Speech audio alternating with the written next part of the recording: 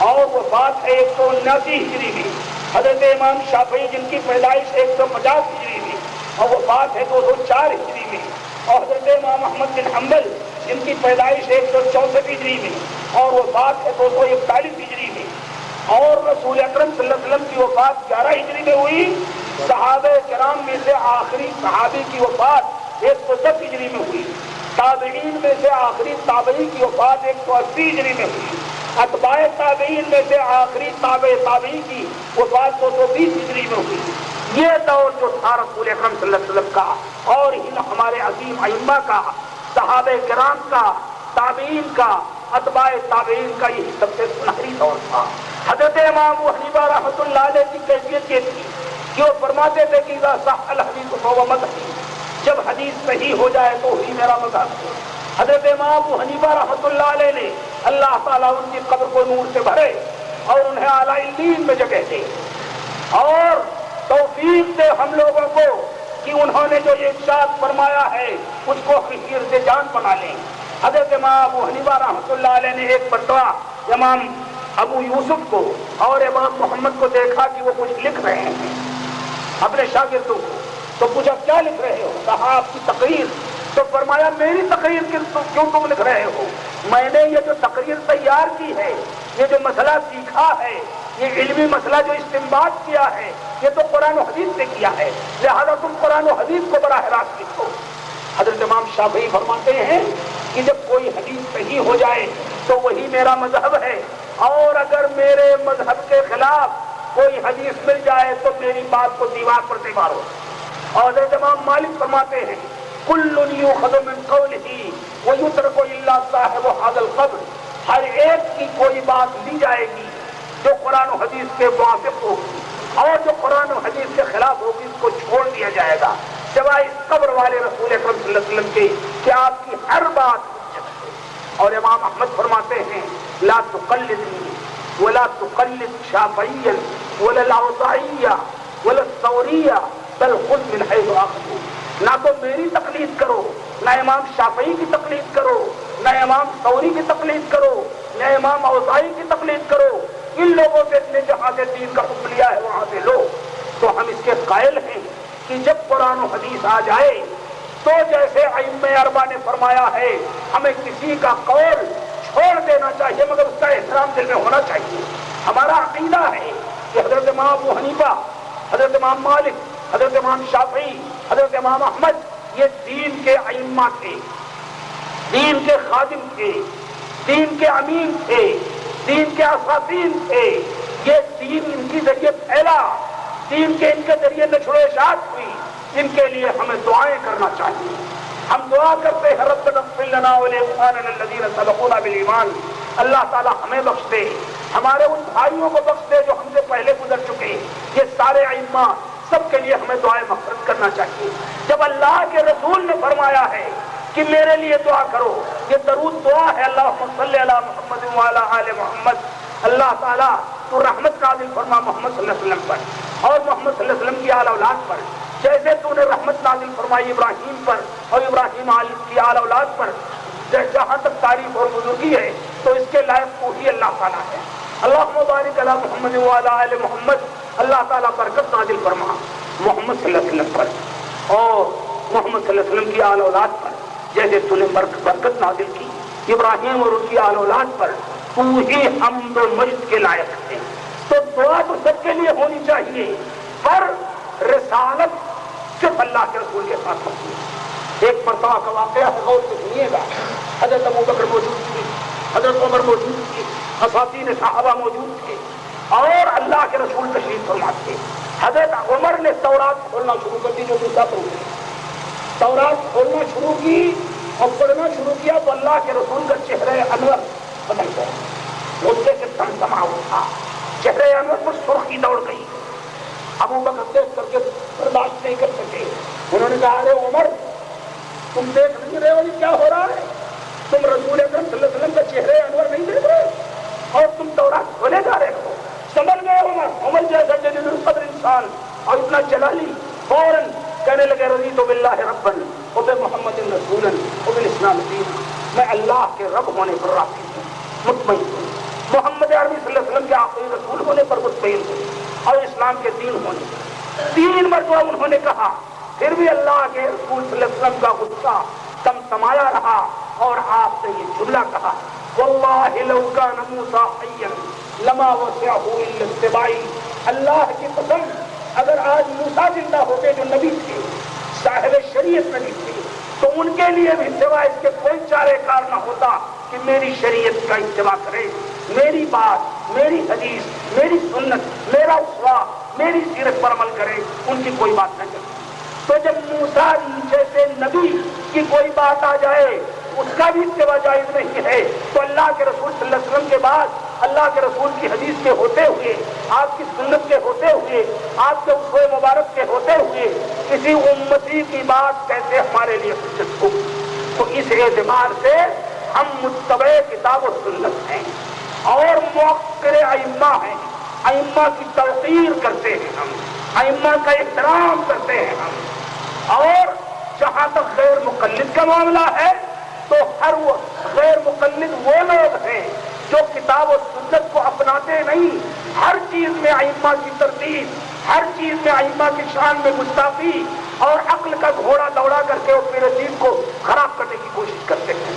ہم تو اللہ کا فضل ہے تقلید وہیں چھوڑتے ہیں جہاں کتاب و سنت سے ٹکرا جاتی ہو، جہاں اس میں رسول سے ٹکراتی ہو تقلید، وہاں تقلید چھوڑنا واجب ہے، اور جہاں کتاب و سنت سے نہ ٹکراتی ہو وہاں کوئی مذاکرہ نہیں کہ ائمہ کی باتیں لی جائیں اور ان سے انس حاصل کیا جائے اور ان کو لوگوں کے سامنے پیش کیا جائے، کیونکہ ائمہ خدا تھے۔ تو عرض میں یہ کر رہا تھا کہ اہل حدیث گویا نام ہوا ان لوگوں کا جو لوگ اپنی زندگی کے تمام مسائل میں، خوشی میں، غم میں، عقیدے میں، عبادت میں، سلوک میں، معاملے میں، صلح میں، لڑائی میں، جھگڑے میں، کھانے میں، پینے میں، چلنے پھرنے میں، اٹھنے بیٹھنے میں، بیوی بچوں سے تعلقات رکھنے میں، پڑوسیوں سے تعلقات رکھنے میں، غیر مسلموں سے تعلقات رکھنے میں، بین الاقوامی معاملات میں، ہر چیز میں رسول اکرم صلی اللہ علیہ وسلم کی حدیث کو اپنا مصباح نظر بنا لے۔ یہ ہے اہل حدیث، اللہ تعالیٰ ہم کو اہل حدیث بنائے۔ تو یہ نقطۂ نظر ہے۔ اب یہ تو اہل حدیثیت کی تعریف اور ان کا حقیقی مفہوم ہوا۔ اب مسئلہ باقی بچتا ہے ان کی کیا خدمات ہیں، جن لوگوں نے یہ وسیلہ اپنایا، جن لوگوں نے اس کو لیا، کیا طریقہ ہے؟ میں آپ کو بتاؤں، حضرت ابوبکر صدیق رضی اللہ تعالیٰ عنہ کے سامنے ایک بڑھیا آئی، ایک لڑکی آئی، اس نے کہا کہ میری دادی کو میرے پیسے کے برابر ملے گی کہ نہیں؟ مسئلہ آیا کہ پوتی کے طریقے سے، یعنی پوتی کے چھوڑے ہوئے مال سے، وراثت سے اس کی دادی کو کچھ ملے گا کہ نہیں ملے گا؟ تو حضرت ابوبکر پریشان ہو گئے۔ پہلے انہوں نے سوچا کہ نہیں ملنا چاہیے، لیکن اس کے بعد ہوا یہ کہ ایک صحابی آئے، انہوں نے بتایا کہ اللہ کے رسول صلی اللہ علیہ وسلم نے فرمایا ہے کہ پوتی کی وراثت سے دادی کو 1/3 ملے گا، یعنی ایک چھٹا حصہ ملے گا، یعنی 1/6، 1/6 یعنی 6 روپے میں سے 1 روپیہ، 600 میں سے 100 روپیہ، 6000 میں سے 1000، اور اللہ کرے 6 لاکھ 6 کروڑ میں سے 1 لاکھ 1 کروڑ ملے گا چھٹا حصہ۔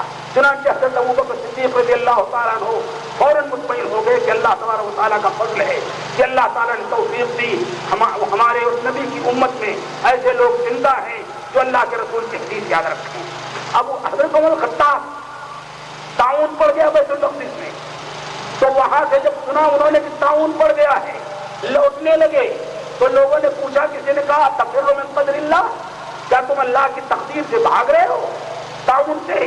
تو عمر نے کہا افر من قدر اللہ الی قدر اللہ، میں اللہ کی تقدیر سے اللہ کی تقدیر کی طرف بھاگ رہا ہوں۔ اتنے میں ایک صحابی آئے، انہوں نے کہا کہ اللہ کے رسول نے فرمایا ہے کہ جب کسی زمین میں طاعون یا کوئی وبائی بیماری، طاعون، چیچک، کالرا، کوئی ایسی بیماری بڑھ جائے تو اس زمین سے نکل کے بھاگو نہ، اور جس زمین میں پڑی ہوئی ہے وہاں جاؤ نہ۔ تو حضرت عمر فوراً سیدھے شکر انہوں نے ادا کر لیا کہ اللہ کا فضل ہے کہ ہمارے رسول کی حدیثیں یاد ہیں جن پر چل کے ہم زندگی گزار سکتے ہیں۔ آپ سنیے کیا طریقہ تھا صحابہ کرام کا اپنی زندگی میں. حضرت رسول اکرم صلی اللہ علیہ وسلم کی وفات ہوئی. رسول اکرم صلی اللہ علیہ وسلم کی وفات ہوئی. وفات کے بعد مسئلہ یہ پیدا ہوا, دو مسائل آئے. سب سے پہلے کہ آپ کی تدفین کیسے ہو, کیسی قبر میں ہو. روایات میں ہے کہ اللہ کے رسول کو لحد پسند, شق نہیں.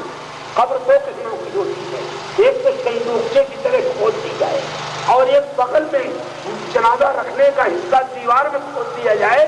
پہلے جنازہ وہاں اندر رکھ دیا جائے کروٹ, جتنا ہی جنازہ رکھنا چاہیے. جنازہ ہمیشہ دائیں کروٹ پر لٹایا جانا چاہیے تاکہ رخ قبلے کی طرف رہے.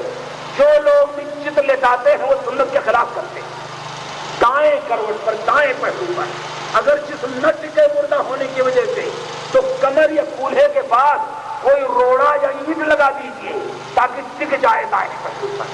چت لٹانا جائز نہیں, کوئی گنجائش نہیں. دائیں کروٹ پر لٹانا چاہیے. تو پگلی کھود کر دائیں کروٹ پر لٹا کر پھر تختہ لگا کر اسے بند کر کے پوری مٹی بھر دی جائے. اور ایک ہے شق کہ سیدھی قبر کھودی جائے اور اسی قبر میں مردے کو رکھا جائے. جائز دونوں ہے, لیکن اللہ کے رسول کو وہی پسند ہے. شق نہیں پسند تھی, لحد پسند, یعنی بغلی قبر. چنانچہ اللہ کے رسول کی بغلی قبر کھودی گئی. رسول اکرم صلی اللہ علیہ وسلم کے بعد سب سے مسئلہ پہلا یہ پیدا ہوا کہ اللہ کے رسول کا نائب کون ہوگا. تو اب نائب کے بارے میں انصار کھڑے ہوئے. یہ موجودہ دور کے اختلافات نے ہماری چولے ہلا دی. اب تو برادری کی اقلیتیں اتنی زیادہ ہمیں تباہ کر رہی ہیں, اتنی تباہ کر رہی ہیں. اور موجودہ دور کی حکومتیں جن کے یہاں برادری اور طبقات کے پہلے سے ہے, کوئی ہریجن ہے, کوئی شودر ہے, کوئی چھتری ہے, کوئی برہمن ہے, کوئی بنیا ہے, پھر ان میں شیڈول کاسٹ ہیں, شیڈول ٹرائبس ہیں. ان لوگوں نے کوشش کی مسلمانوں کو بھی خانوں میں تقسیم کر دیا جائے.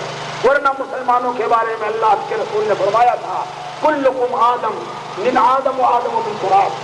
کسی عربی کو اجمی پر نہیں, کسی اجمی کو عربی پر نہیں, کسی گورے کو کالے پر, کسی کالے کو گورے پر کوئی فضیلت نہیں. تم سب آدم کی اولاد ہو اور آدم مٹی سے بنے ہیں, اس لیے سب کے سب برابر. ان اکرمکم عند اللہ اتقاکم, تم میں کا سب سے بزرگ آدمی وہ ہے, سب سے اچھا آدمی وہ ہے, سب سے معزز آدمی وہ ہے, سب سے محترم آدمی وہ ہے جو سب سے زیادہ اللہ سے ڈرتا ہو. کوئی سید زادہ اگر شرابی ہے, اگر مشرک ہے, اگر حرام خور ہے, تو اس چھوٹے پیشہ کرنے والا مسلمان جو روئی دھن کے روٹی کماتا ہے یا بن کے کماتا ہے یا لوہا گھڑ کے یا لکڑی چیر کر یا کوئی اور کام کر کے کماتا ہے, اگر وہ نیک ہے تو ایسے سید زادے سے 1000 درجہ بہتر, 1000 درجہ بہتر ہے. اللہ کے رسول کے چچا ابو لہب عبد العزا قریشی تھے اور حضرت بلال غلام زادے تھے, لیکن عمر کہتے تھے وہ بلال کو سیدنا و ابن سیدنا, یہ ہمارے آقا. اللہ کے رسول صلی اللہ علیہ وسلم نے اسامہ بن زید کے بیٹے اسامہ کو اپنا محبوب بنایا جو ایک غلام کے بیٹے تھے. تو اللہ کے شوہر یہ کر رہا تھا کہ انصار میں اور مہاجرین میں جھگڑا ہوا. مہاجرین نے یہ کہا کہ جب مصیبت کا وقت آیا تو ہم اپنا وطن, اپنی جائیدادیں, اپنی بیویاں, بچے, اپنی پراپرٹی, اپنی ساری قدریں, اپنا سارا سرکہ, اپنا سارا ماضی سب چھوڑ کر مدینہ آ گئے اللہ کے رسول کے ساتھ. تو اللہ کے رسول کے ساتھ جب آ گئے تو ہماری فکر نہیں ہے. اور انصار نے کہا کہ جب تم کو کسی نے پناہ نہیں دیا تھا تو ہم نے پناہ, لہٰذا ہمارا حاصل ہونا چاہیے. اتنے میں ابو بکر صدیق آئے اور انہوں نے کہا رسول اکرم صلی اللہ علیہ وسلم نے فرمایا ہے الائمۃ من قریش, ائمہ قریش میں, لہذا کوئی غیر قریشی, ماں فرمائیے موجودہ دور کے قریش کی اصطلاح وہ نہیں ہے, موجودہ دور کی اصطلاح کے بارے میں میں نہیں جانتا اور میں اس مسئلے کو چھیڑ کر تقریر لمبی کرنا چاہتا ہوں. تو فرمایا کہ ائمہ قریش میں سے ہوں گے. چنانچہ آگے بڑھے عمر اور ابو عبیدہ بن الجراح اور ابو بکر کو آگے بڑھ کر کے بیعت کرنے لگے. ابو بکر نے کہا نہیں عمر یا ابو عبیدہ, کہا نہیں آپ اللہ کے رسول کے سب سے محبوب تھے, لہٰذا آپ کے ہاتھ پر. چنانچہ بیعت کر لی, انصار نے بھی بیعت کر لی. تو جہاں حدیث رسول آ گئی کسی نے یہ نہیں کہا کہ یہ تو تنہا ابو بکر راوی ہے اور ابو بکر خود قریشی ہے, ابو بکر خود مہاجر ہیں، لہذا ان کی تنہا روایت کیسے قبول کی جائے گی؟ آج کے علماء اور موجودہ دور کے تجدید و اصلاح کے دعوے دار چیختے ہیں کہ خبر احاد یعنی ایک آدمی کی روایت سے کوئی حدیث ثابت ہو تو وہ واجب العمل نہیں ہے، لیکن یہاں صرف ابو بکر راوی تھے، کسی نے یہ اعتراض نہیں اٹھایا کہ ابو بکر تنہا تم راوی ہو، کسی اور کو گواہ پیش کرو تب ہم قبول کریں گے، سب نے بیعت کر دی اور اسلامی خلافت کا مسئلہ طے ہوا۔ ابو بکر خلیفہ بن گئے۔ اب خلیفہ کے بعد اس پہ مسئلہ زیادہ، مسئلہ کیا زیادہ؟ تاریخ تو آئی لیکن سمجھ لیجیے آپ منہج کیا ہے، کیا طریقہ تھا صحابہ کرام کا، کیا کی تاریخ حدیث کرے گی۔ فاطمہ رضی اللہ تعالیٰ عنہ علی کے صاحب آئیں اور ابو بکر سے کہا باغ فتح جو اللہ کے رسول کو مال غنیمت میں ملا تھا اور اللہ کے رسول اس کو خرچ کرتے تھے ہم لوگوں پر، اب وہ بات ہو گئی تو ہمیں ملنا چاہیے، کہتے حسن اللہ کے رسول۔ تو ابو بکر صدیق آگے بڑھے اور انہوں نے کہا بیٹی تم میری نظر میں اپنی بیٹی عائشہ سے زیادہ عزیز ہو، عائشہ و اسماء سے، لیکن اللہ کے رسول کی سنت تم سے زیادہ عزیز، اور اللہ کے رسول صلی اللہ علیہ وسلم نے فرمایا ہے نحن معاشر الانبیاء لا نرث ولا نورث ما ترکناہ فوق صدقہ، ہم انبیاء کی جماعت ہم مال میں نہ تو کسی کے وارث ہوتے ہیں نہ ہمارا کوئی وارث ہوتا ہے، جو کچھ ہم نے چھوڑا ہے وہ صدقہ ہے، لہذا چونکہ اللہ کے رسول نے روک دیا ہے وراثت سے، لہذا میں وراثت کو نہیں دے رہا۔ دیکھیے پہلا مسئلہ تھا خلافت کا، دوسرا مسئلہ آیا وراثت کا، اور تیسرا مسئلہ اور آیا، حضرت زید بن حارثہ کو حضرت جعفر طیار کو قتل کر دیا تھا رومیوں نے غزوہ موٹا میں، ہار گئے تھے مسلمان، اور خالد بن ولید رضی اللہ تعالیٰ عنہ کسی صورت سے جن کو اللہ کے رسول نے سیف من سیوف اللہ کہا، اللہ کی تلواروں میں سے ایک تلوار، وہ تلوار جب آئی تو یہ مسئلہ ختم ہوا اور کسی صورت سے باقی مادہ فوج کو واپس لے آئے، تو اللہ کے رسول نے حضرت اسامہ کو جو زید کے بیٹے تھے یہ جھنڈا سونپا تھا، علم سونپا تھا کہ جاؤ اور تم رومیوں سے انتقام لو۔ آئے اس وقت جب اللہ کے رسول کی وفات ہوئی، خلافت منتخب ہو گئی، پر فتنے جاگے، کچھ لوگوں نے زکات دینے سے انکار کر دیا، کچھ لوگ مرتد ہو گئے، مسلمہ کذاب اٹھا اور اس نے نبوت کا دعویٰ کر دیا، پورا ہنگامہ، پورا فتنہ، پورا انتشار پیدا ہو گیا۔ تو صحابہ کرام نے کہا کہ ابو بکر تم اسامہ کے لشکر کو اس وقت باہر نہ بھیجو، اگر بھیجو گے کہیں دشمن نے آ کر مدینے پر حملہ کر دیا تو اسلامی حکومت تباہ ہو جائے گی۔ تو حضرت ابو بکر صدیق رضی اللہ تعالیٰ عنہ کا ایک ہی جملہ تھا، حضرت ابو بکر صدیق کا ایک ہی جملہ تھا، اللہ کی قسم ہزار مصلحتیں قربان، ہزار مصلحتیں زمین کے نیچے، ہزار مصلحتیں چولہے بہار میں، میں وہ نہیں کروں گا جو اللہ کے رسول نے کیا۔ اللہ کے رسول نے جو لشکر مقرر کر دیا تھا چاہے جتنا خوف ہو، لیکن اللہ کے رسول کی حکم کا اتباع میرے نزدیک ہر مصلحت پر مقدم ہے۔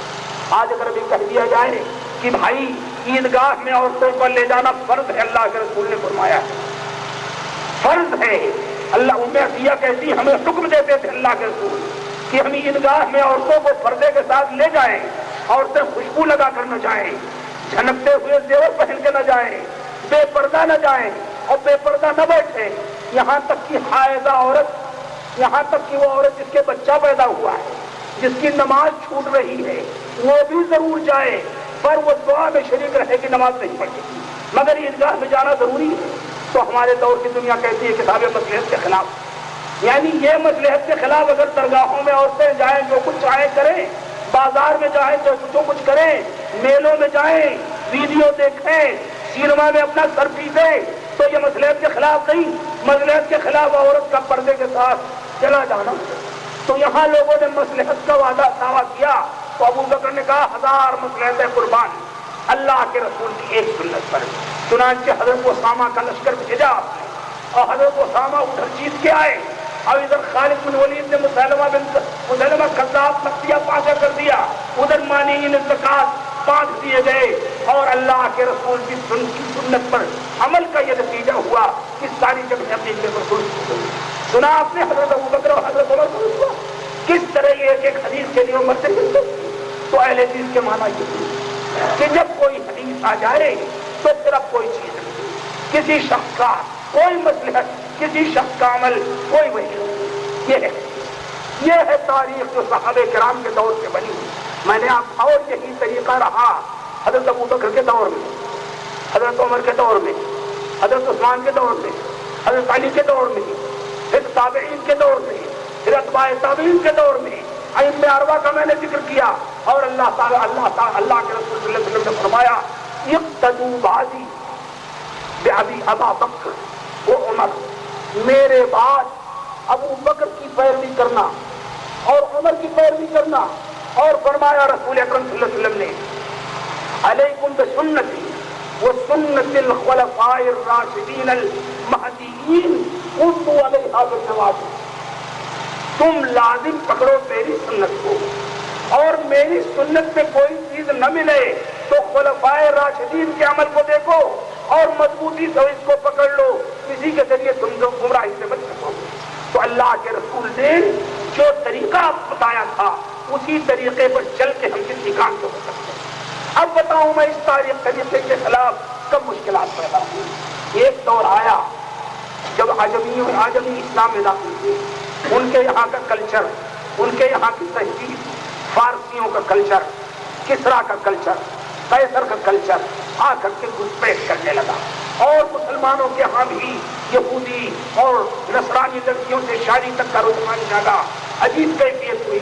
تو جب یہ مختلف چیزیں ہوئیں تو وہ حضرات جو حضرت علی کے عقیدت مند تھے انہوں نے ان تمام روایتوں کا انکار کرنا شروع کیا جو حضرت ابو بکر اور حضرت عمر اور حضرت عثمان کی فضیلت تھی. ہاں سنیے آپ، حضرت معاویہ کو گالیاں دینا شروع کی. اور پھر جب خلافت بنو امیہ آئی تو امیر معاویہ کے جن سے عقیدت مند تھے انہوں نے حضرت علی کا نام خطبے سے نکالا اور حضرت علی پر لعنتیں برسانے لگے. تو نتیجہ یہ ہوا اس کا کہ صحابہ کا دور ختم ہوتے ہوتے صحابہ تو سارے معجزات کا انکار اسلام سے خروج ہے. اسی طرح اس کا بھی ہمیں عقیدہ ہے کہ بعض بڑے بڑے پرہیزگار اور متقی لوگوں سے کچھ ایسی چیزیں بھی صادر ہوئی ہیں جب وہ متبع سنت تھے، شرک سے بچنے والے، بدعات سے بچنے والے، جو عام انسانی عقل میں نہیں آ سکتی. ان کو لوگوں نے کرامات کہا ہے لیکن یہ بہت کم ہے. ہم اولیاء کرام اور ولی کس کو کہتے ہیں؟ ولی وہ ہے جو اللہ پر ایمان لائے. ایک بہت بڑے صوفی گزرے ہیں، وہ کہتے ہیں باقاعدہ بستانی کہ اگر کوئی تم سے کہے کہ فلاں آدمی پانی میں تیرتا ہوا چلا جاتا ہے، یعنی پانی میں گھستا ہے اور ڈوبتا نہیں تیراکی نہ جاننے کے باوجود، یا فلاں آدمی ہوا میں اڑ رہا ہے، تو کہا اس پر تعجب نہ کرو، اس لیے کہ پانی میں تو مچھلی بھی تیرتی ہے اور ہوا میں چڑیا بھی اڑتی ہے. لیکن اگر کوئی یہ کہے کہ فلاں آدمی کتاب و سنت پر پورے طور پر عامل ہے، پورے طور پر کتاب و سنت کے تقاضوں پر چل رہا ہے، تو یہ بات اہم ہے اور تعجب کی ہے، اور یہ بات ایسی ہے جو قابل قدر ہو. تو کسی آدمی کی ولایت سب سے بڑی یہ ہے کہ وہ اللہ کا اتنا بڑا دوست بن جائے کہ اللہ کی توحید میں اپنے آپ کو ختم کر دے اور کہیں اس کے عمل سے شرک اور بدعت کی دور آنے پائے. تو عرض یہ کر رہا تھا کہ حضرت یہ صحابہ کرام و تابعین، تو جب دوسری قومیں گھسی تو معتزلہ نے ان احادیث کا انکار کرنا شروع کیا جو عقل کے خلاف تھی. شیعہ حضرات نے ان احادیث کا انکار کرنا شروع کر دیا جو حضرت ابو بکر، حضرت عمر یا حضرت عثمان یا حضرت امیر معاویہ یا حضرت ابو سفیان کے فضائل میں تھی. اور ایک طبقے نے ان روایات کا، خارجیوں نے ان تمام روایات کا انکار کیا، ان تمام احادیث کا جن سے حضرت علی کی یا حضرت عثمان کی فضیلت ثابت ہوئی. ابو بکر عمر تک تو مانے لیکن حضرت عثمان اور حضرت علی کی فضیلت کی احادیث کو نہیں مانا. یہ دور تھا جب پورا اسلام آزمائش کے دور سے گزرتا تھا. اس دور میں سن 150 ہجری میں ولادت پانے والے قریش کے مشہور عالم محمد بن ادریس شافعی، جن کی مکہ میں 150 ہجری میں ولادت ہوئی اور صرف 54 سال کی عمر میں 204 میں وفات ہوئی، یہ نکلے اور مکہ کے منکرین حدیث مکہ سے نکل کر کے شام میں، کوفہ میں منکرین حدیث سے اور ان لوگوں سے جو حدیثوں میں شبہہ پیدا کرتے ہیں، وہ لوگ جو حدیثوں میں تشکیک پیدا کرتے ہیں، ان سے مناظرات کیے اور بحث کرتے کرتے مصر تک وہ پہنچے۔ اور اللہ کے رسول کی جو حدیث ہے کہ قریش میں ایک عالم پیدا ہوگا جو پوری دنیا کو علم سے بھر دے گا، چنانچہ امام شافعی کی بدولت علم حدیث پوری دنیا میں پھیل گیا اور ان کی مشہور کتاب الرسالہ جو آج بھی اصول فقہ و اصول حدیث کی سب سے اہم کتاب ہے، اور ان کی مشہور کتاب جمع العلم، ان کی مشہور کتاب الغم آج بھی امت کے لیے بہت بڑا ذریعہ ہدایت ہے۔ راستے میں ان سے اہل الرائے سے تکرار ہوا، رائے دین سے تکرار ہوئی، اور سب کو انہوں نے کتاب و سنت کی روشنی میں مات دی اور ان کا لقب پڑ گیا ناصر الحدیث۔ کیا لقب پڑا؟ ناصر الحدیث، یعنی یہ ہے حدیث والا اور حدیث کی مدد کرنے والا۔ اس وقت سے یہ مسلک یا یہ تحریف یا یہ عقیدہ اس نام سے متعارف ہوا کہ وہ لوگ جو حدیث میں شکوک پیدا کرنے والے، حدیث کی حجیت کو مشکوک قرار دینے والے، حدیث کو ختم کرنے کے لیے اور قرآن پر تنگ کرنے کے لیے پوری زمین لوگ کوششیں کر رہے ہیں، ان کے خلاف جو جماعت نبردازمہ ہوئی ان کو کہا گیا اہل الحدیث۔ جہاں روایت میں ہے اللہ کے رسول صلی اللہ علیہ وسلم فرماتے ہیں لا تزال من امتی طائفۃ ظاہرین علی الحق، میری امت میں یہ گروہ ہمیشہ ایسا رہے گا جو دلائل و براہین کے ذریعے غالب ہوگا اور اس کو کوئی نقصان نہیں پہنچا پائے گا، دلائل و براہین کی دنیا میں وہی غالب رہے گا۔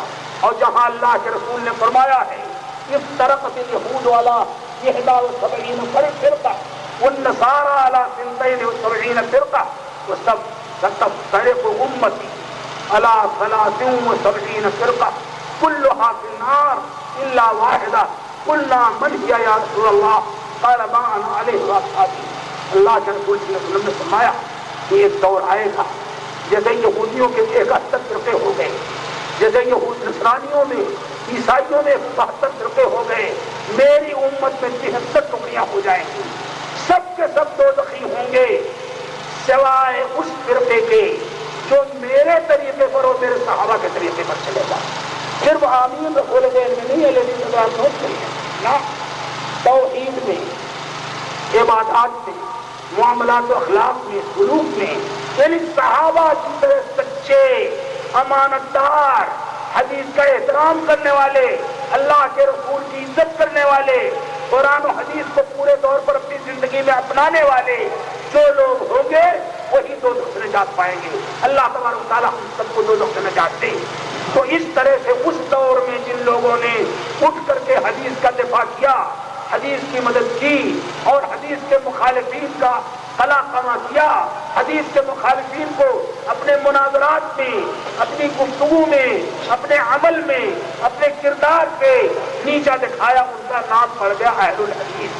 اسی لیے حضرت امام احمد بن حنبل رحمۃ اللہ علیہ فرماتے ہیں وہ گروہ جس کے بارے میں اللہ کے رسول نے خوشخبری دی ہے کہ وہ غلبہ ہوگا، اس کا لا ادری اذا لم يكونوا اهل الحديث والحدیث، یہ اہل حدیث حضرات ہیں۔ تو یہ تو ہوا اہل حدیث کا پس منظر، اس کا طریقہ کار خیر القرون سے لے کر اس وقت تک جب تک ان کا نام اہل الحدیث یا ناصر الحدیث نہیں پڑا تب تک کی پوری کہانی۔ اب اس کے بعد کی تاریخ پر آپ کو غور کرنا چاہیے۔ تاریخ کا بڑا دائرہ چیز، یہ تو اصولی طور پر میں نے اہل حدیث کی پوری فکر پر روشنی ڈالی مختصر، لیکن اہل حدیث کی تاریخ کہاں چھوڑی جائے اور کہاں لیا جائے یہ بڑا ٹیڑھا مسئلہ ہے۔ اہل حدیث کی پوری تاریخ پوری دنیا پر چھائی ہوئی، پوری دنیا پر چھائی ہوئی ہے۔ افریقہ میں آپ کو بتاؤں، حضرت میاں نذیر حسین محدث دہلوی رحمۃ اللہ علیہ کے شاگردوں میں قاضی محمد مچھلی شہری رحمۃ اللہ علیہ جو نواب صدیق حسن کے ہاں چیف جسٹس تھے، جب نواب صدیق حسن خان کی وفات ہوئی اور شاہ جہاں بیگم کو ستانے لگی انگریز حکومت، تو 1319 ہجری میں جب شاہ جہاں بیگم کی وفات کے کچھ دن پہلے وہ اپنی زندگی سے مایوس سی ہونے لگی تو انہوں نے کہا آپ لوگ کہاں جانا چاہتے ہیں؟ تو شیخ مظہر حسین نے کہا میں مکہ جانا چاہتا ہوں۔ قاضی محمد مچھلی شہری نے کہا میں یورپ دین کی دعوت و تبلیغ کے لیے جانا چاہتا ہوں۔ میاں نذیر حسین صاحب محدث دہلوی کے شاگردوں میں علامہ ابو محمد ابراہیم عروی تھے جو یہاں سے مکہ گئے۔ مکہ مکرمہ میں جمل اللیل کے گھر میں انہوں نے قادیانیوں سے مناظرہ کر کے انہیں شکست دی اور وہ یورپ دعوت و تبلیغ کے لیے جانا چاہتے تھے لیکن وہ بات ہو گئی۔ تو عرض یہ کر رہا تھا کہ اہل حدیث کی تاریخ اتنی وسیع ہے، اتنی بڑی ہے۔ عبد القدوس ہاشمی جو کراچی یونیورسٹی کے وائس چانسلر تھے، ایک مرتبہ چائنا گئے تو وہاں ایک شیخ ملے محمد جو آمین رفل دین بھی کرتے تھے اور وہاں اکثریت پورے طور پر ان بھائیوں کی ہے جو حضرت امام ابو حنیفہ کی طرف اپنی نسبت کرتے ہیں۔ تو انہوں نے پوچھا کہ حضرت یہ کہاں ملا آپ کو تحفہ؟ تو انہوں نے جواب دیا کہ میں میاں نذیر حسین محدث دہلوی کا شاگرد ہوں۔ میاں صاحب کے دوسرے شاگرد حضرت شیخ سعد بن عتیق اور شیخ اسحاق بن عبد الرحمن آل شیخ آج پیٹرول ڈالر کے دور میں دنیا کہتی ہے پوری تحریک توحید کی جو ہے وہ نجد سے آئی ہے، معاف فرمائیے گا، پوری توحید اور سنت کی تحریک اللہ کے رسول کے دور سے چلی ہے اور ہندوستان کے محدثین نے جو خدمات انجام دی ہیں ان کی مثال نہیں۔ میاں صاحب سے جمع شیخ محمد بن الوہاب نجدی کے پوتے اسحاق بن عبد الرحمن اور شیخ سعد بن عتیق آئے اور 1309 سے لے کر کے 1330 میں میاں صاحب کی وفات ہوئی۔ 1309 سے لے کر 1313 تک ان سے درس حدیث دیتے رہے۔ اسی طرح سے یمن کے مسلح شیخ عبداللہ طرحاوی آئے اور انہوں نے دارالحدیث رحمانیہ میں پڑھ کر دعوت و تبلیغ کی۔ شیخ عبدالعزیز بن راشد وغیرہ، یہ تو علمی سلسلے کی ایک بات تھی۔ تو عرض یہ کر رہا تھا کہ تاریخ اہل حدیث کی ایک تو عالمی، ایک ہندوستان کی تاریخ ہے۔ میرا خیال ہے یہ بابا صاحب وغیرہ کی خواہش ہوگی کہ ہندوستان کی تاریخ فروغ دی جائے اور ہندوستان کی تاریخ پر اس لیے کہ پوری دنیا کی تاریخ تک سمیٹنا تو ممکن نہیں ہوگا تو کم از کم ہندوستان کی تاریخ کا تھوڑا سا عبور ہمارے سامنے آ جائے۔ اس لیے میں چاہتا ہوں کہ جستا جستا کچھ تھوڑا تھوڑا ہر زمانے کے بارے میں روشنی ڈالتا چلے۔ سب سے پہلے ہندوستان میں اسلام جو آیا ہے وہ تاجروں کے ذریعے آیا ہے۔ آپ کو شاید معلوم ہو آپ کے قریبی مدراس کے سمندر کے اس پار مالدیپ کے جزائر ہیں اور سری لنکا کے جزائر ہیں۔ آپ کو شاید یہ علم نہ ہو کہ جب معجزہ شق القمر ہوا اللہ کے رسول کی زندگی میں تو یہاں کے ایک بادشاہ نے وہ دیکھا اور اسی وقت وہ مسلمان ہو گیا۔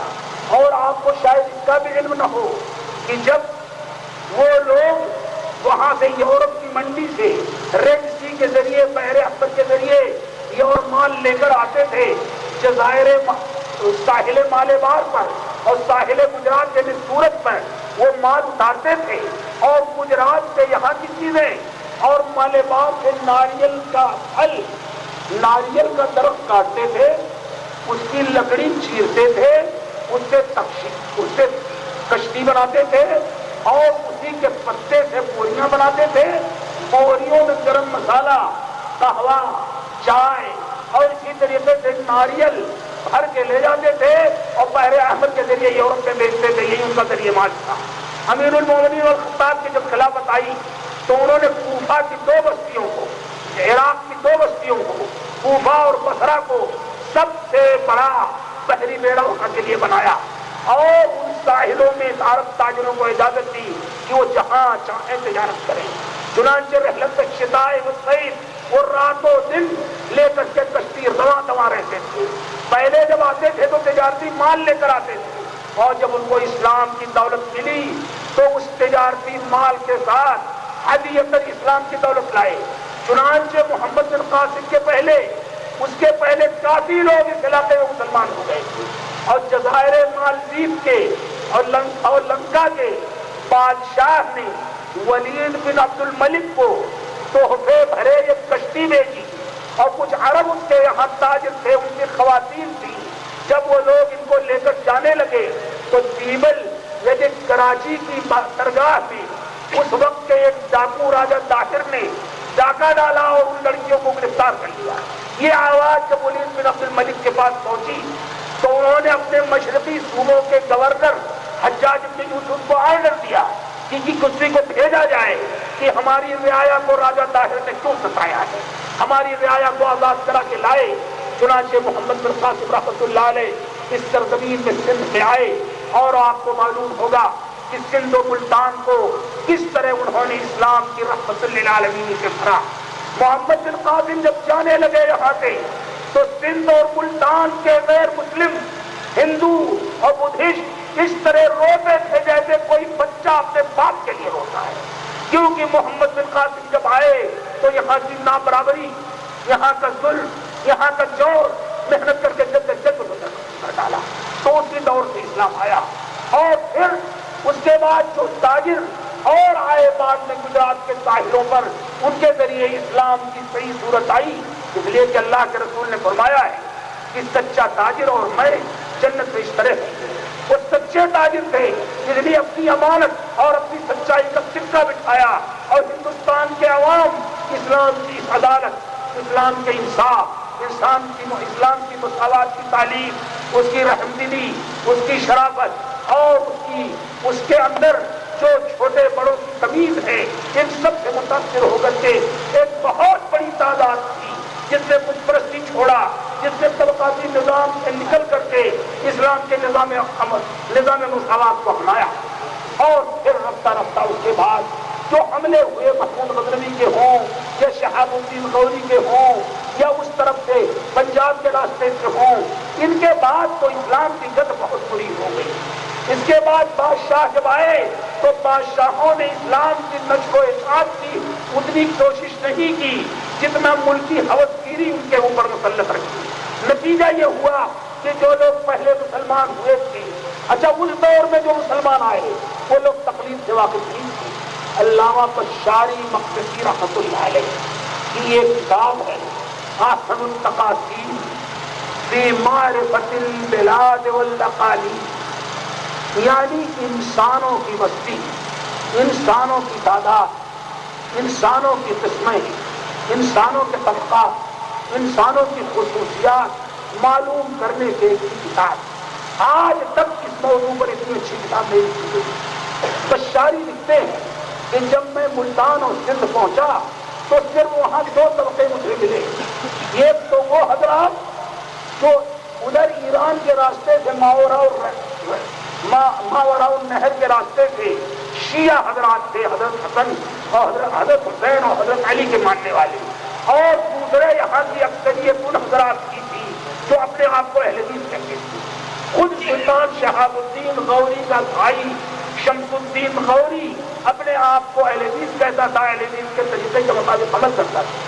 سلطان محمد تغلق، خلیفہ محمد تغلق، شاہ محمد تغلق جس نے تغلقی حکومت قائم کی مغلوں کے علاوہ، اس کی صورت یہ تھی کہ اس کی زندگی میں امام ابن تیمیہ کے شاگرد امام عبدالعزیز اردبیلی اور اسی طرح دوسرے ائمہ آئے تو ان سے متاثر ہو کر کے اس سے جو قبے قبروں کے تھے، جیسے اللہ کے رسول نے کہا تھا حضرت علی سے کہ جاؤ کوئی قبر اگر ایک بالغ سے اونچی ہو تو اس کو منہدم کر دو، کوئی قبر پختہ ہو تو اس کو منہدم کر دو، اور حضرت عمر نے اسی طرح کرایا۔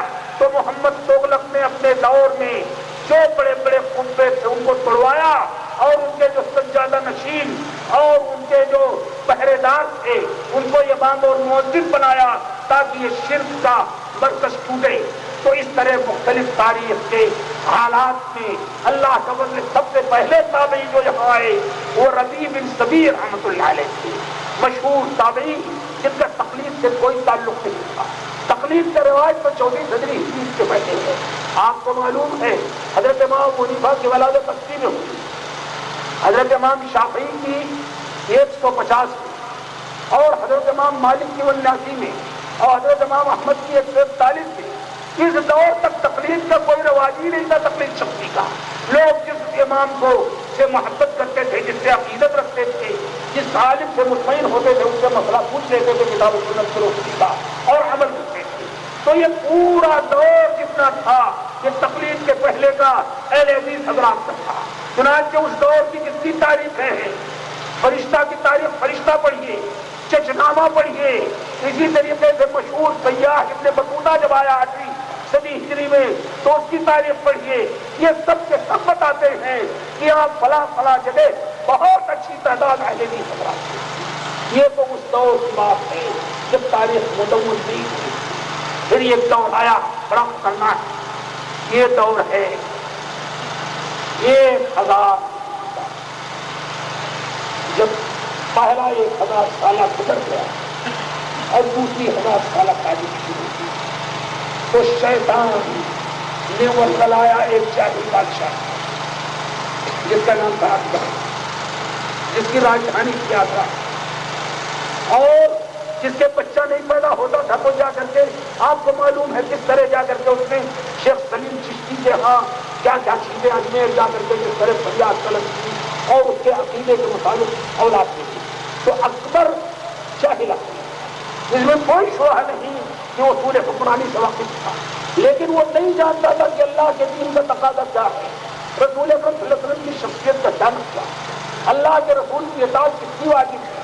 چنانچہ اس نے ایک شرارت کی کہ اب محمد عربی صلی اللہ علیہ وسلم کی شریعت جو تھی اس کی عمر صرف 1000 سال کی. اس کے وزیروں ابو الفضل اور فیضی نے اسے ورغلایا کہ حضرت موسیٰ علیہ السلام کی شریعت 500 سال کی، حضرت عیسیٰ کی بھی 500 سال کی، محمد عربی صلی اللہ علیہ وسلم کی شریعت 1000 سال کی ہے. اب 1000 سال جب پورا ہوا تو آپ کی شریعت ختم ہوئی، اب نیا دین تم ایجاد کرو. چنانچہ اکبر نے شرارت کر کے دین الہی کے نام سے ایک نیا دین ایجاد کیا. آپ جا کے آگرہ کے قلعے میں دیکھیے کہ قلعے میں جو آرچ ہے اس میں یہودیوں کا آرچ بھی ہے، عیسائیوں کا آرچ بھی ہے، کچھ تھوڑا سا مسلم آرچ بھی ہے، تھوڑا سا مغربی آرچ ہے. اس نے مخلوط چیز، مثلا اس نے فجر کی نماز حرام قرار دے دی، فجر کی نماز حرام قرار دے دی، عشاء کی نماز منسوخ کر دی، داڑھی رکھنا حرام قرار دے دیا، قربانی کرنا حرام قرار دے دیا، پردہ ممنوع قرار دے دیا. اور یہ جب نازک صورتحال ہوئی کہ اس نے پوری شریعت اسلامیہ کو چیلنج کیا. سارے صوفیہ اپنے خطوں میں اپنے درگاہوں میں بیٹھے ہوئے آنکھتے رہے، اس کی پرواہ نہیں ہوئی کہ اکبر کیا کر رہا ہے. اس دور میں شیخ عبدالحسن سرہندی جن کا لقب پڑا مجدد الثانی یعنی دوسرے 1000 سالہ تاریخ کا مجدد، وہ کھڑے ہوئے اور انہوں نے کہا غلط ہے. محمد عربی صلی اللہ علیہ وسلم پر جو شریعت اتری، وہ جو دین آیا وہ قیامت تک کے لیے ہے، قیامت کے پہلے کوئی طاقت اس کو منسوخ نہیں کر سکتی. چنانچہ گوالیار کے جیل میں ان کو ڈال دیا گیا اور جیل میں پہنچنے کے بعد نہ تو انہوں نے کوئی جوش. ایک اور بات ہے، تحریک الحدیث کی ایک بڑی خوبی رہی ہے، ان لوگوں نے حالات کی اصلاح، سوسائٹی کی اصلاح کے لیے انہوں نے کوئی شورش کہیں دفاع نہیں کی، اشتعال کہیں نہیں رکا دیا. کسی حاکم وقت کے سامنے خامخواہ کے لیے وہ تلوار لے کر کے نہیں کھڑے ہوئے، نہ کوئی انہوں نے سازش انداز کی تھی.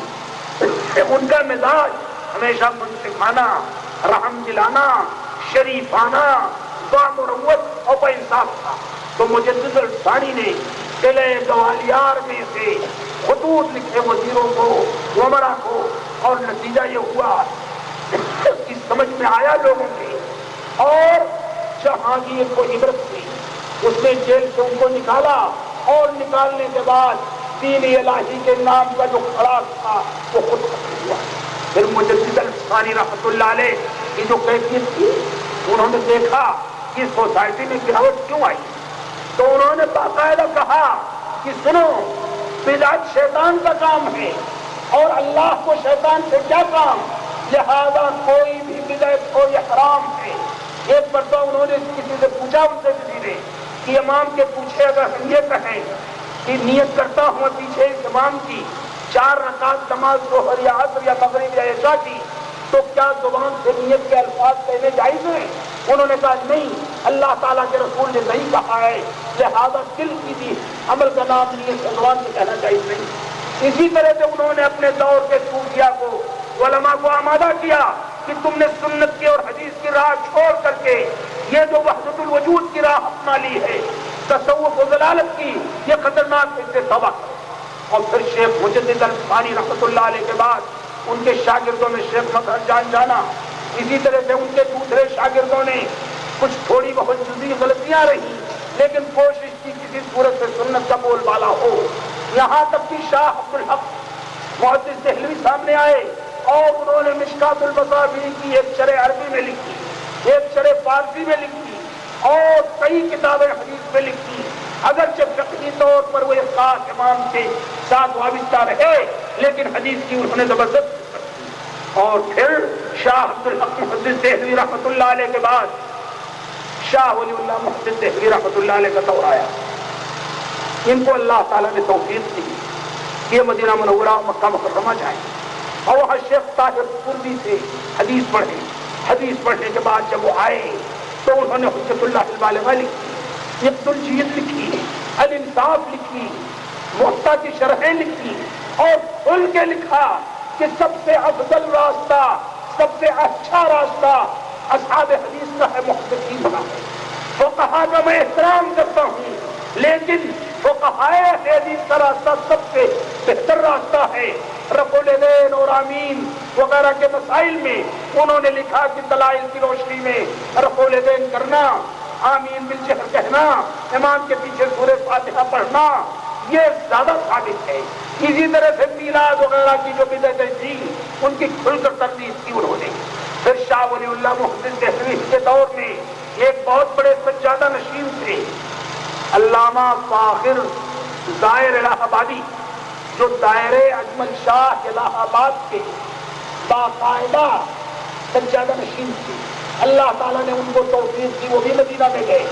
شیخ طاہر قرنی سے پڑھا، خورشید ان کی تاریخ پیدائش ہے اور زوال خورشید تاریخ وفات 1120 میں پیدائش ہوئی اور 1164 میں وفات، یعنی صرف 44 سال کی عمر میں وفات ہو گئی۔ انہوں نے نور السنہ وغیرہ تقیوں کتابیں فارسی کی لکھ کر ثابت کیا کہ اس وقت اور ہر دور میں صرف اللہ کے رسول کی سنت و حدیث ہے جس سے انسانیت کی صلاح و فلاح ہو سکتی ہے۔ اور اس کے بعد علامہ فاخر ظاہر الہ آبادی کے بعد شاہ ولی اللہ کے شاگردوں میں ملا معین سندھی صاحب درازات اللبیب جو مشہور سندھی امام و عالم ہیں، اور شیخ محمد حیات محدث سندھی رحمۃ اللہ علیہ۔ اسی طریقے سے آپ کے شاگردوں میں آپ کے بڑے بیٹے شاہ عبدالعزیز جنہوں نے بستان المحدثین لکھی، جنہوں نے شیعوں کے جواب میں توبہ اثنا جریہ لکھا، اور دوسرے شاگرد شاہ رفیع الدین جنہوں نے قرآن پاک کا ترجمہ کیا، تیسرے بیٹے شاہ عبد القادر جنہوں نے قرآن کا ترجمہ کیا، چوتھے بیٹے جن کے نطفے سے شاہ محمد اسماعیل رحمۃ اللہ علیہ پیدا ہوئے۔ میں شہید نہیں کہتا نہ ان کو نہ کسی کو، اس لیے کہ صحیح بخاری کی روایت ہے کہ کسی کو تم شہید نہیں کہہ سکتے، شہید وہی ہے جو اللہ کے علم میں شہید ہے۔ چنانچہ حضرت عمر کی وفات کی، شہادت کی، حضرت عثمان کی، حضرت علی کی، کسی کو شہید نہیں کہا گیا، کسی کا لقب شہید نہیں دیا گیا، اس لیے کسی کو شہید کہتے ہیں اسے جس کی موت میں فرشتے حاضر ہوں اور جو جنتی ہو۔ ہم کیا جانے کون جنتی ہے کون نہیں، صرف وہ لوگ جنتی ہیں جن کے جنتی ہونے کی خوشخبری اللہ تعالیٰ نے اپنے رسول کے زبانی دلا دی۔ عشرے مبشرہ 10 مشہور صحابہ جن کے جنتی ہونے کی خوشخبری اللہ کے رسول نے سنا دی۔ صحابہ کرام کے بارے میں ہمارا عقیدہ ہے کہ صحابہ کرام رضی اللہ عنہم اجمعین عادل تھے، ان سے کوئی سی جھوٹ کا، شریعت کے خلاف کسی روایت کا ثبوت نہیں ہوا، اور ان سے اللہ راضی ہوا، اللہ ان سے راضی، وہ اللہ سے راضی ہوئے۔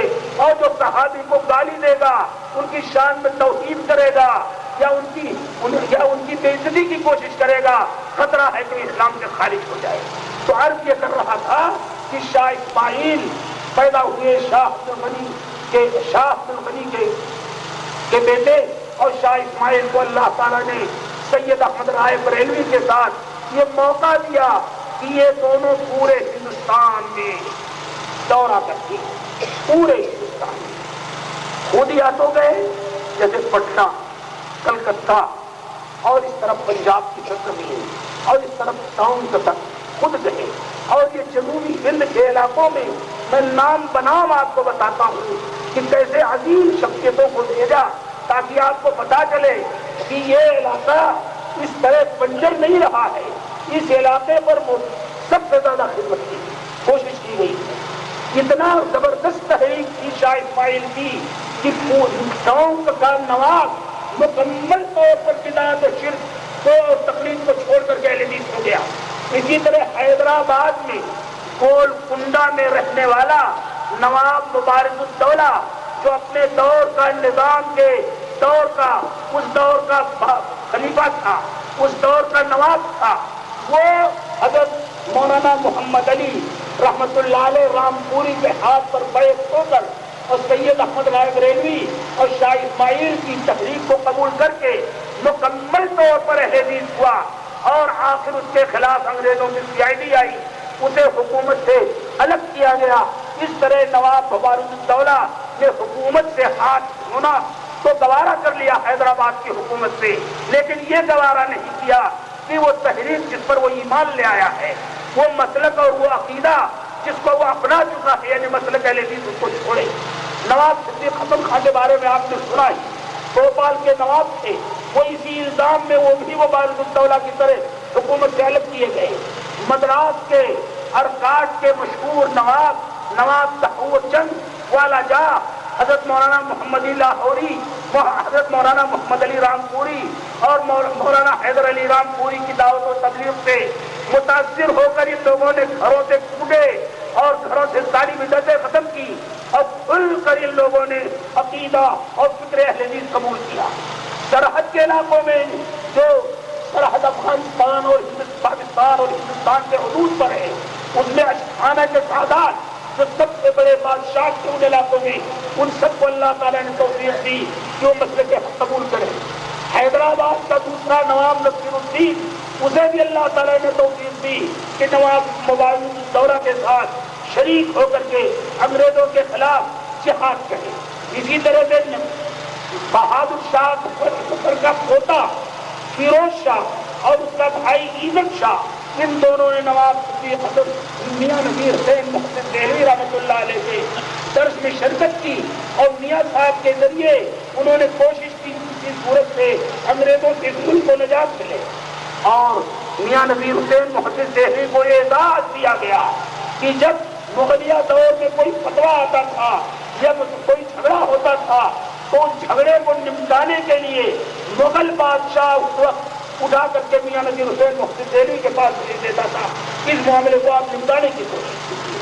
تو اس طرح تحریک اہل حدیث جو میاں نذیر حسین محسن دہلوی جو شاہ اسماعیل اور سید احمد رائے بریلوی اور ان کے شاگردوں کے ذریعے چلی, مولانا ولایت علی ساجد پوری, مولانا عنایت علی ساجد پوری اور اسی طریقے سے مولانا عبداللہ علی, مولانا یحییٰ علی, یہ وہ لوگ ہیں یہ کیفیت کی کہ خود میاں نذیر حسین محسن دہلوی انگریزوں کے خلاف جد و جہد کرتے ہوئے 1300 ہجری سے یعنی 1888 میں تقریباً 1886 میں راوی پنڈی کے جیل میں 1 سال کے نکال دیے گئے. ایک محدث نواب صدیق حسن خان کی حکومت چھین لی گئی. 1812 میں نہیں 1887 میں ان کی حکومت چھین لی گئی. یہی دور کا جو داروگیر کا تھا. یہ آپ کو شاید معلوم نہ ہو کہ شاہ محمد اسماعیل نے اور سید احمد رائے بریلوی نے اور ان کے شاگردوں میں سب سے زیادہ جن لوگوں نے انگریزوں کے خلاف اس ملک میں انقلاب برپا کیا اور اس ملک کو اور اپنے وطن کو انگریزوں سے آزاد کرانے کی کوشش کی, وہ لوگ وہی تھے جو میاں صاحب کے شاگرد تھے یا شاہ اسماعیل کے شاگرد تھے. اور ان لوگوں کی صورتحال, ان کا جو مقصد تھا اس ملک کی آزادی سے, وہ بھی آپ سن لیجیے کہ کتنا وسیع اور مشرق تھا ان کا. اور کیا طریقہ تھا ان لوگوں کا کام کرنے کا؟ سید احمد رائے بریلوی جنہوں نے 1825 سے لے کر انہوں نے اور ان کے ساتھی شاہ اسماعیل اور ان کے دوسرے ساتھی شاہ عبدالحی برہانوی نے 1825 سے لے کر 1831 تک پوری فوج کو، پوری تعداد کو، پورے جوانوں کو اکٹھا کر کے انگریزوں کے خلاف نبردازمہ ہونے کے لیے وہ سرحد پر گئے۔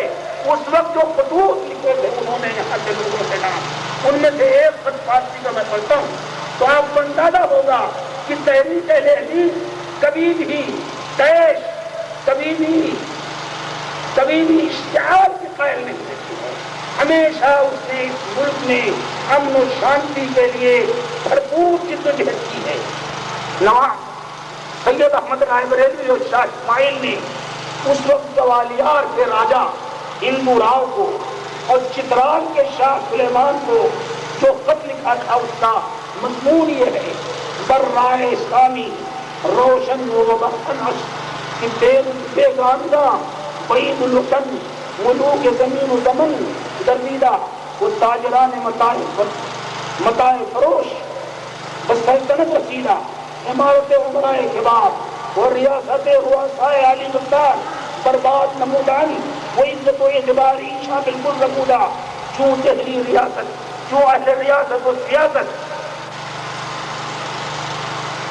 درداوی خمول و شیطان ناچار چند اہل فقر و مسکنت کمر ہمت بستہ این جماعت ضعفا محض سر بنائے خدمت دین رب العالمین۔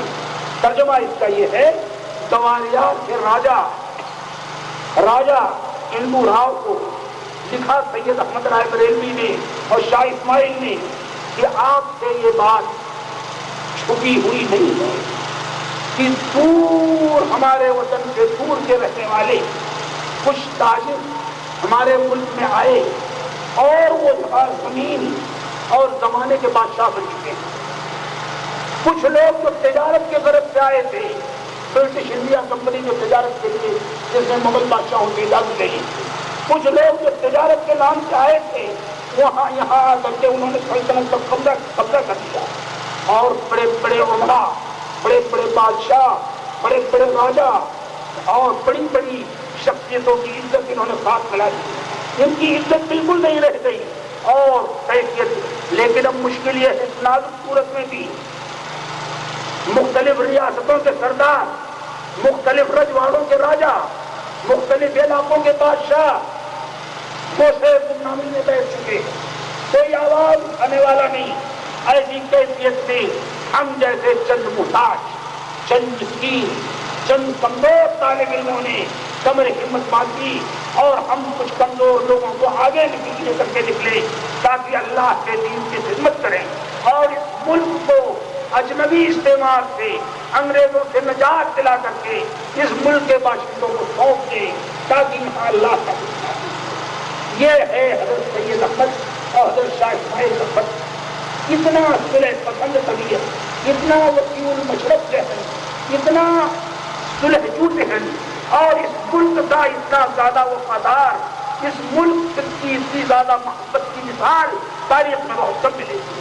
آپ کو معلوم ہے کہ ہندوستان کی جنگ آزادی جن لوگوں نے لڑی، سب سے پہلی جنگ آزادی لڑی تھی علی وردی خان کے نواب سراج الدولہ نے 1757 میں پلاسی کی جنگ، اور جو فراد اس کے ساتھ ہوا۔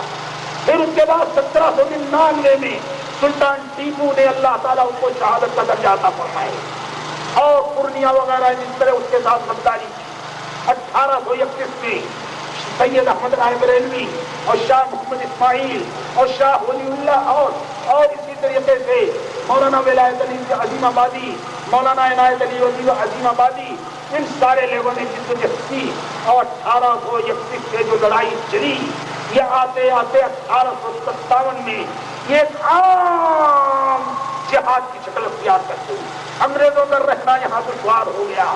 جو لڑائی کی میرٹھ سے اس میں علماء اہل حدیث پیش ہے، تاریخ کے جتنے بھی اہم تاریخ نگار ہیں، چاہے ڈاکٹر تارا چند ہوں، چاہے دوسرے لوگ، سب مانتے ہیں کہ 1857 کی جنگ آزادی ہے، تسلسل ہے۔ سید احمد رائے بریلوی اور شاہ اسماعیل دہلوی رحمۃ اللہ علیہ کی جد و جہد تھا۔ چنانچہ ان کے بہت سے لوگ ادھر سرحد پر بیٹھ کر کے لڑائی لڑ رہے تھے۔ یہی وجہ ہے کہ 1857 کے بعد انگریزوں نے جو دار و گیر کی اس ملک میں انگریزوں کی جو دار و گیر ہوئی اور جو ظلم ہوا انگریزوں کا، وہ ظلم کا نشانہ پورے طور پر صرف اہل حدیث علماء، اہل حدیث خاندان، اہل حدیث شخصیتیں بنی۔ 1857 میں یہاں کی وہ لڑائی ہوئی۔ 1864 عیسوی میں امبالہ کا مشہور مقدمہ سازش قائم کیا گیا علماء اہل حدیث پر۔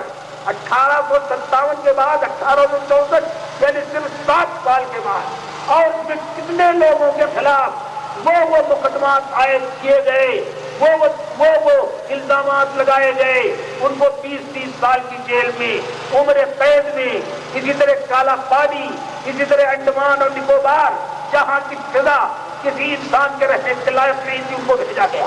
1864 کے بعد دوسرا سازش کا مقدمہ علماء حدیث پر چلایا گیا جو پٹنہ میں چلایا گیا 1865 میں۔ تیسرا مقدمہ سازش 1870 میں چلایا گیا مالدہ میں، اور چوتھا مقدمہ سازش بھی 1870 میں، لیکن وہ راج محل میں مالدہ کے بجائے راج محل میں، اور پانچواں مقدمہ غازی کوٹ پنجاب میں 1920 میں، جسے مولانا ثناء اللہ صاحب الشری رحمۃ اللہ علیہ کے نام سے اٹھایا۔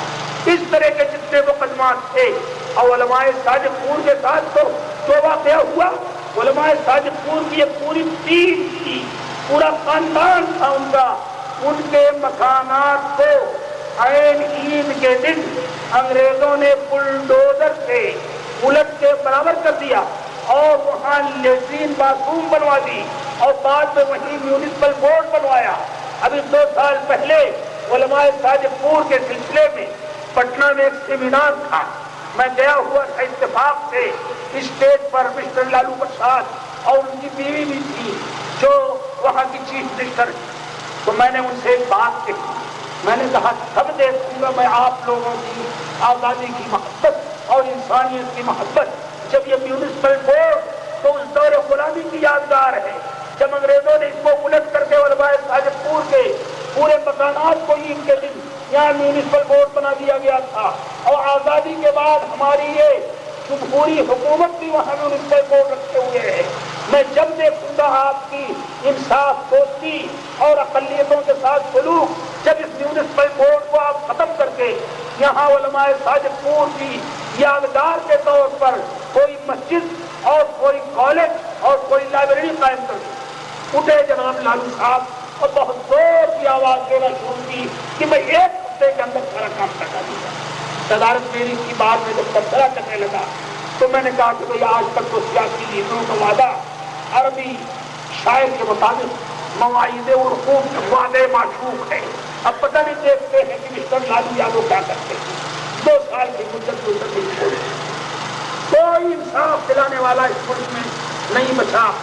آج وہ جماعت علی غریب نے اپنا خون پسینہ ایک کر ڈالا، جس نے اپنے گھروں کو توڑوا دیا، جس نے اپنے بیٹوں کو قربان کر دیا بالا کوٹ کے میدان میں اور سرحد میں، 1857 کی لڑائی جس نے اپنے ہاتھ میں لی، اور جس نے ملک آزاد کرانے کے لیے شاہ اسماعیل ہی نہیں، جس نے اس ملک کو آزاد کرانے کے لیے ولایت علی صادق پوری، عنایت علی صادق پوری، اولاد حسن قنوجی، یہاں تک کہ آخری دور میں ابو القاسم صاحب بنارسی اور سب سے زیادہ ابو الکلام آزاد کو کیا۔ ابو الکلام آزاد کے بارے میں ہندوستان ہی نہیں،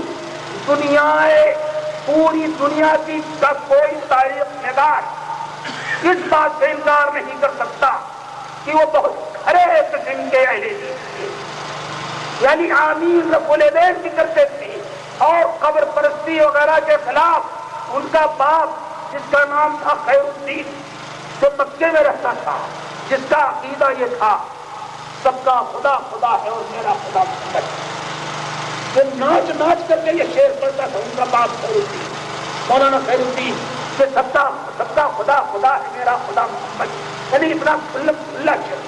لیکن اس کے بیٹے ابو الکلام آزاد کو اللہ تعالیٰ نے یہ توفیق دی ابوالکلام کہتے ہیں کہ ایک روز میرے باپ نے تقریر میں کہتے کہتے میرے باپ نے کہا کہ وہابیوں کا پہلے دل کالا ہوتا ہے اور دل کی سیاہی پھر چہرے پر آ جاتا ہے اور چہرہ سیاہ ہو کر کے بالکل مکروہ ہو جاتا ہے. تو کہنے لگا ابوالکلام آزاد کہتے ہیں لکھتے ہیں کہ سوال ایک روز میرے باپ کے شاگردوں نے ایک آدمی کو مارنا پیٹنا شروع کیا, بہت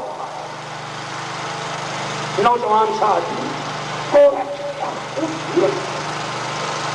کے شخص سے میں بھاگا دوڑا آیا, چھوٹا سا بچہ اور میں بہت خوبصورت مجھے یوسف کہتے. تو میں نے ابا سے کہا کہ ابا یہ تو اس سے زیادہ خوبصورت وہابی کیسے ہوگا؟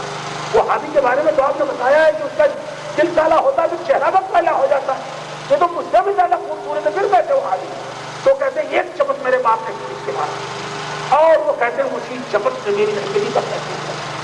میں سمجھ گیا کہ جو کچھ قرآن کہتا ہے, جو کچھ حدیث کہتی ہے, جو کچھ انسانی عقل کہتی ہے, میرا باپ اس کو ماننے کے لیے تیار نہیں.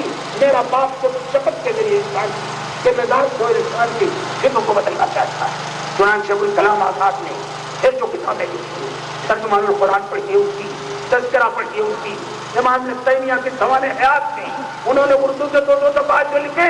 میں آپ سے عرض کر رہا ہوں کہ کسی بھی زبان میں, یہاں تک کہ عربی میں بھی ابن تیمیہ کے بارے میں کوئی ایسی تحریر نہیں ملے گی. نہ اسماعیل کے بارے میں ملے گی, اسماعیل دہلوی کے بارے میں, نہ ولی اللہ دہلوی کے بارے میں, نہ مجدد الفسانی کے بارے میں. تو اس سرزمین کو ہم لوگوں نے, ہماری جماعت نے, ہمارے اسلاف نے لیا کچھ نہیں. جس دور میں ہار پہنائے جانے لگے, جس دور میں آزادی کا نام لینے والوں کو ہیرو بنا کر کے اوپر اٹھایا جانے لگا, اس زمانے میں ہمارے علماء بیٹھ کر اپنی عبادت گاہوں میں, اپنے مدرسوں میں اس ملک کے معاشرے, اس ملک کی سوسائٹی کو خیر سے بھرنے, صلح جوئی سے بھرنے, شرافت سے بھرنے, اس کو پیش سے, اشتعال سے, فرقہ پرستی سے آزاد کرنے کے لیے جدوجہد کرتے. آپ کو شاید یہ حقیقت معلوم ہو, برا لگے یا بھلا, اس ملک کی تقسیم کا جب مسئلہ پیش آیا تو سردار پٹیل ہی نہیں, پنڈت جواہر لال نہرو بھی, یہاں تک کہ گاندھی جی بھی اس بات کو مان گئے کہ یہ ملک تقسیم ہو جانا چاہیے. مگر اس ملک کی تقسیم کے جو شدید مخالف تھے ان میں سب سے آگے مولانا آزاد تھے. ان کے پیچھے چلنے والوں میں سن 48 تک داؤد غزنوی بھی تھے, عبدالوہاب آروی تھے, ابوالقاسم فیض بھی تھے, یہاں تک کہ علماء حدیث جو پاکستان چلے گئے, غلام رسول مہر, اسی طرح سے اسماعیل گجران والا, عطا اللہ حنیف, اسی طریقے سے یہ سارے لوگ جو پاکستان گئے حالات کے تحت, مگر وہ آج تک اسی کے قائل ہیں کہ ملک کی تقسیم غلط تھی, ملک ایک رہنا چاہیے. تو جس جماعت نے اس ملک کو آزاد کرایا, جس نے اس کو جانی قربانیاں دی, جس نے اس ملک میں امن و شانتی پھیلانے کے لیے ابوالکلام آزاد جیسی شخصیت دی, جس نے اس ملک میں سلامتی پھیلانے کے لیے نذیر حسین جیسی شخصیت دی, جس نے اس ملک میں سلامتی پھیلانے کے لیے وہ درسگاہیں دی, جن درسگاہوں کے بچے دنیا ادھر سے ادھر ہو جائے لیکن اپنے گوشوں سے نکل کر کے کسی شور میں شہید نہیں ہوئے. آج کے کالج, آج کے اسکول شرارت اور غنڈہ گردی کا اڈا بن چکے ہیں. یہ کالجز ان کے بچے نکل چکے موٹریں جلا دیتے ہیں, تاریں جلا دیتے ہیں, گاڑیاں روک دیتے ہیں, لیکن کہیں نہیں سنیں گے آپ کہ کسی اسلامی مدرسے کے بچوں نے نکل کر کے کوئی سائیکل بھی چلائی ہو. کہیں نہیں سنیں گے آپ کسی اسلامی مدرسے کے بچے نے نکل کر کے کسی استاد کے چہرے پر ہاتھ اٹھایا ہو یا بدتمیزی کی ہو. یہاں تو باقاعدہ اگر استاد کالجز میں نمبر نہ دے تو طلبا اسٹوڈنٹ اس کے سازش کر کے اس کا قدر کرتے ہیں. تو جہاں امن و شانتی ان مدرسوں سے ابلتی ہے, جہاں شرافت کی طرزیں اٹھتی ہیں, آ کر کے دیکھیے خود ہمارا ادارہ ابوالکلام آزاد اسلامی کاؤنسلنگ سینٹر, اس کے بیسیوں مدارس جب لوگ دیکھنے آئے, اندر کی فضا دیکھی انہوں نے, جاسوسوں نے اور لوگوں نے, CID والوں نے, IB والوں نے, تو حیرت زدہ رہتے کہ صاحب یہاں تو انسان نہیں فرشتے بنتے. یہاں تو 5 وقت کی نماز, تلاوت قرآن, کسی سے جھگڑا نہیں, کوئی مہمان آ جائے تو اس کی یہ عزت.